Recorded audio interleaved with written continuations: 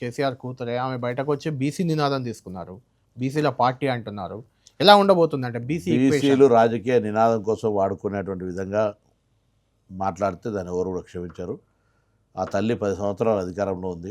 Nizamabad parliament పరిస్థితి మాకు తెలుసు. కాబట్టి ఇప్పుడు పదవి పోయిన తర్వాత వచ్చి పోయి జ్యోతిబా పూలే విగ్రహం కట్టకాడికి పోయి చూచడో లేకపోతే ఇంకేదో ధర్నా కాడు చేసుడో ఈ ముసలి కన్నీరులాగా ఇటువంటివన్నీ ప్రజలు ఎవరు విశ్వసించారు. అధికారంలో ఉన్నప్పుడు బీసీల గురించి ఒక్క నిమిషం కూడా ప్రస్తావించని మీరు ఇలా నేనేదో బీసీల కోసం కొట్లాడుతున్న ఓట్ బ్యాంక్ రాజకీయం చేస్తే బేసిక్గా బీసీలు కూడా కొంత చైతన్యవంతమైంది అర్థం చేసుకుంటారు.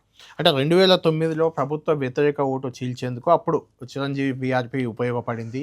ఇప్పుడు కూడా కవిత పార్టీ ప్రభుత్వ వ్యతిరేక ఓటు చీల్చేందుకు ఉపయోగపడుతుంది. కవిత గారి వెనుక కాంగ్రెస్ ఉంది. ఇలాంటి విమర్శలకు ఏం చెప్తారు? ఎవరి ఆలోచన విధానం వాళ్ళది. వాళ్ళు అట్లా ఆలోచించుకుంటే నేను వద్దంటే బంద్ అయ్యేది కాదు. Political discussion political.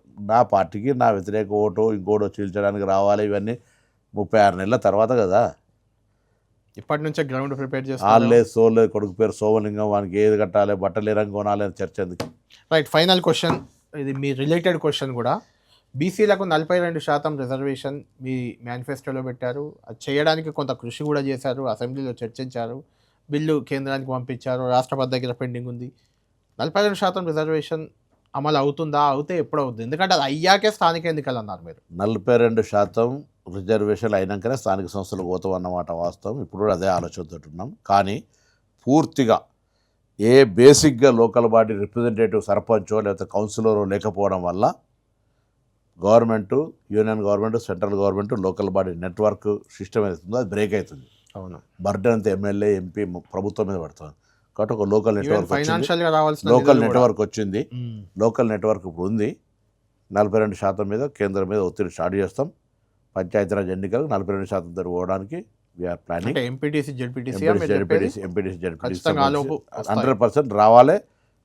Bharatiya Janata పార్టీని బాగా చెప్తా టార్గెట్ చేసి అడుగుతాం. మొన్న గౌరవ పార్లమెంట్ సభ్యులు అడిగిన ప్రశ్నకు కూడా మా దగ్గర కేంద్రానికి బిల్లులు వచ్చినాయని చెప్పారు. చేయాలి కదా, ఏదో ఒక లెక్క. లేదంటే ఒక 2-3 ఏళ్ళు ఒప్పుకోబడితే మా పార్లమెంట్లో మా ప్రభుత్వం అధికారంలోకి వస్తే it's matter of 24 hours. Right, thank you.